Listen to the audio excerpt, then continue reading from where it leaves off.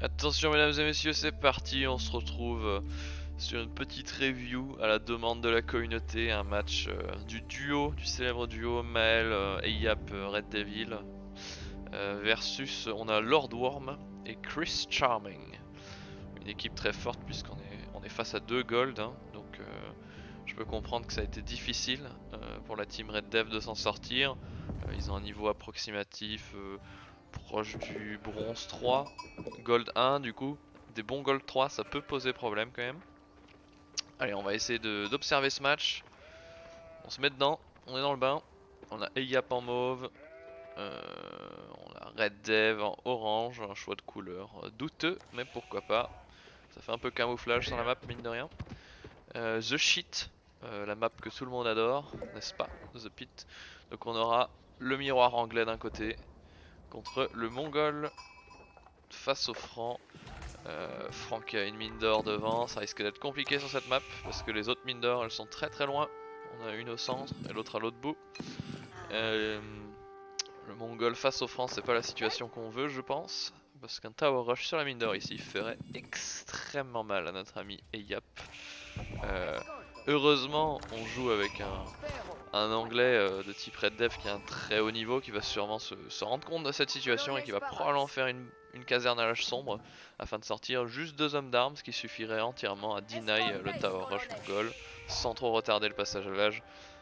Connaissant la prouesse stratégique, tactique et technique de notre acolyte Red Devil, je pense que ce sera forcément le play pour lui. La caserne devrait arriver d'un moment à l'autre, j'imagine. Je vais accélérer un petit peu parce qu'on se fait chier. Le villageois mongol, effectivement. Chris Charming qui fait son taf, hein, qui fait ce qu'il doit faire. Une contre-tour, aïe aïe aïe aïe aïe, cette tour ne suffira pas à faire le taf, mon cher Yap. Elle montera pas à temps. Et même si elle monte, si cette tour est déjà montée, ça servira à rien. Elle pourra pas empêcher la prise de la mine d'or par le joueur Golemon. Donc là on perd juste du temps de travail des villageois, c'est dommage, ces villageois qui auraient déjà pu récupérer du bois. Ouais, ça ne sert à rien. Maintenant on a une tour et des villageois qui sont coincés quand même. La tour qui en plus, s'il ne reste pas défendu, va tomber. Peut-être que ça pourrait être pertinent de ramener l'éclaireur. On aurait pu laisser l'éclaireur de Mael. Où est-ce qu'il est l'éclaireur de Mael d'ailleurs? Il est où ton éclaireur? What the fuck? Non, ça c'est celui de Geekzoo. Dis pas qu'on a perdu déjà l'éclaireur. Bon, j'ai l'impression qu'on a perdu l'éclaireur. Petit tips, quand on sait qu'on va tout perdre ici, ce qui était le cas, supprimer soi-même sa tour c'est intéressant, si elle n'a pas encore pris de dégâts. Et pareil pour ce camp de mineur, s'il n'a pas pris de dégâts, c'est mieux de le supprimer plutôt que de le laisser taper dessus. Parce qu'une fois qu'il l'a tapé, c'est trop tard. Il va obtenir les petites ressources bonus quand le bâtiment se mettra à brûler.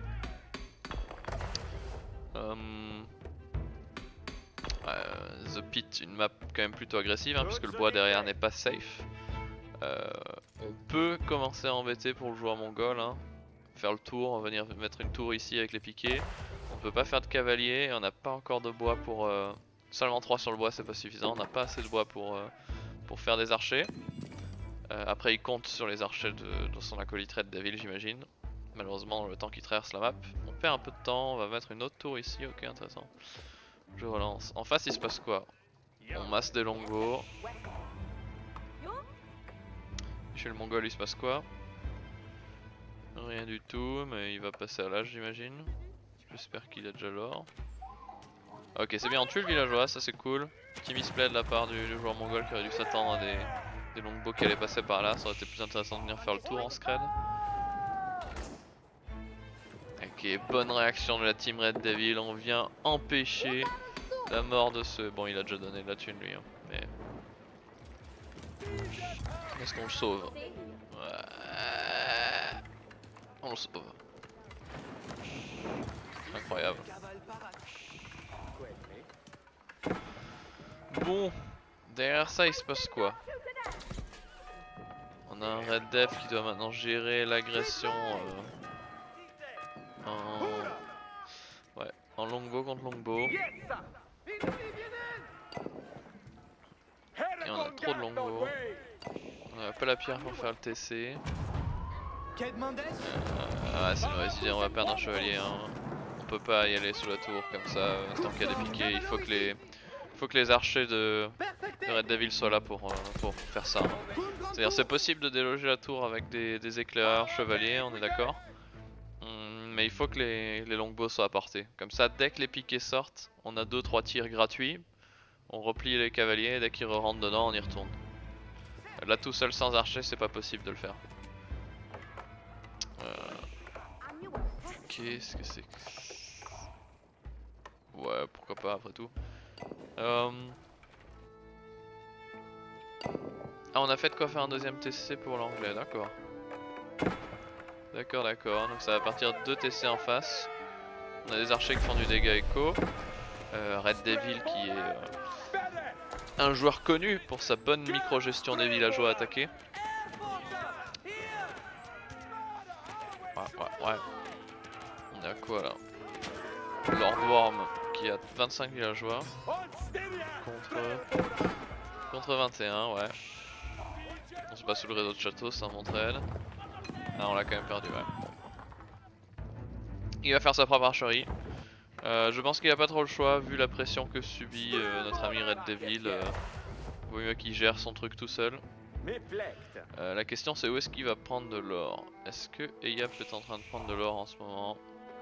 Envoyer des villageois prendre cette mine d'or, ce serait pas déconnant. On pourrait en décaler quelques-uns. Bon, la partie est encore longue alors j'accélère un petit peu. On va essayer de tenter un raid. Ouais, ici on a quoi? Des piquets qui campent le trade. Pourquoi pas. On a fait le deuxième TC hein, qui est venu un peu tard mais il est là. On a pris aussi le deuxième TC. Je me demande si c'était pertinent de prendre la pierre aussitôt. Là maintenant c'est sûr que c'est bien, faut le faire parce que l'autre est sur 2 TC. Après on pourrait aussi rush slash 3 mais au début de partie, en tant que joueur Red Devil, si ton acolyte se fait tower rush et qu'en face t'as l'anglais, est-ce que c'est pertinent de prendre la pierre aussitôt? Je suis pas sûr, ça me paraît effectivement un peu greedy parce que là les premiers archers de l'anglais ont pu le punir sur ce move là. Parce qu'au début en early t'as besoin de sortir d'abord pas mal d'armées pour aider à gérer le tower rush et 2 te défendre face à l'anglais quoi. Qui a peut-être une avance de tempo quoi. Hop. On fait courir l'armée adverse, malheureusement elle est grande. On va tomber sur un raid ici, hein, ça va faire très mal. Ouais.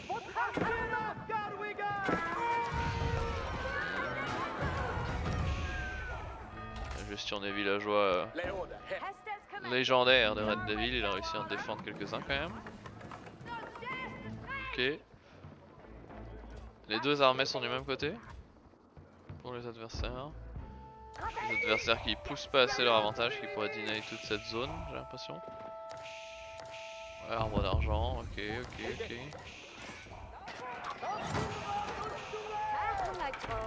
Je voulais mettre Louvou. Mur au milieu. On a Eyap qui passe le castle et Red Devil aussi, waouh! 2 joueurs qui passent le castle. 3 TC du coup. On a combien? 51 de villageois. Lord Worm 54. Ah ouais, ok. Bah Lord Worm a bloqué en pop, il a pas dû produire tout le temps. Eh bien...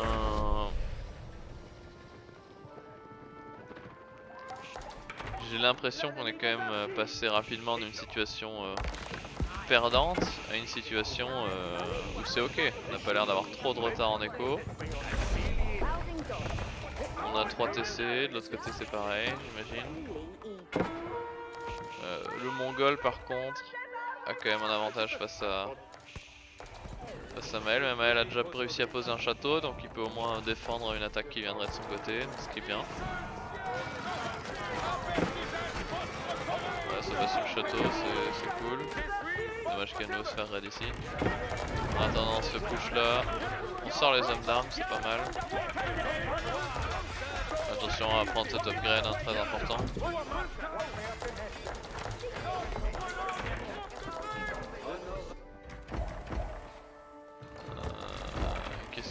C'était... Ah ouais, ça fight ici. Qu'est-ce qui s'est passé? Il avait beaucoup plus. Il a vraiment tout suicidé sur le château. Ah on a les chevaliers qui sont à 310 de PV hein. Chevalier vétéran 310. Quand on a autant on peut prendre le trade sur des piquets et camper la zone hein. Ouais. C'est bien parce que si on campe la prod c'est bien. On pourrait même en envoyer tuer les tours, ça peut être cool pour récupérer des villageois gratuits derrière. Tout en campant la prod, comme ça sur la même zone. Chevalier, ok. C'est pas le meilleur plan parce qu'on va se retrouver face à des chevaliers francs quand ils décaleront. Et puis en plus on se bat dans un petit cluster, donc ici les arbalétriers et les archers qui vont faire un taf phénoménal. Plutôt satisfait de ce que je vois là de la part de notre Red Devil national. On a pas mal de casernes, pas mal d'archerie, je le vois rarement faire autant de bâtiments de prod, donc ça fait plaisir. Les bâtiments de prod devant qui bloquent un peu l'accès aux fermes derrière. C'est pas mal ce que je vois, je suis plutôt surpris de voir un Red Devil jouer comme ça. Son début de partie est digne d'un bronze 2, mais là son milieu de game, le placement des fermes, tout ça, c'est sympa. On voit qu'on spam des unités, hein. On spam plus que l'adversaire. Ça se voit qu'on est sur un joueur de type diamant là. Hein. En face, ok, bah c'est GG. Donc la question comment ça se fait qu'ils ont réussi à la gagner alors qu'ils étaient tellement dans la merde, c'était la question auquel je me devais de répondre, c'était mon objectif. Pourquoi ils ont gagné alors qu'ils étaient tellement dans la merde? Les adversaires sont gold, je pense que la réponse est là tout simplement. Les adversaires avaient un avantage colossal dans cette partie et ils ont réussi à ne pas en tirer parti. À produire j'imagine les mauvaises unités. Les chevaliers c'est pas incroyable quand on a autant d'arbas.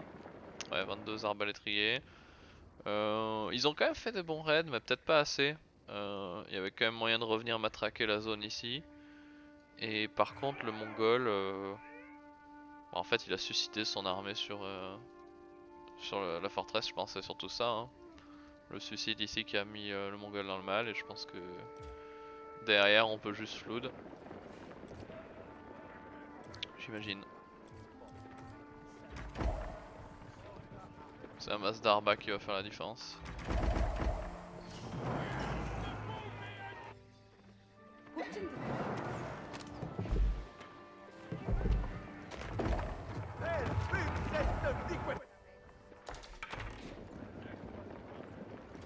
J'accélère un peu hein.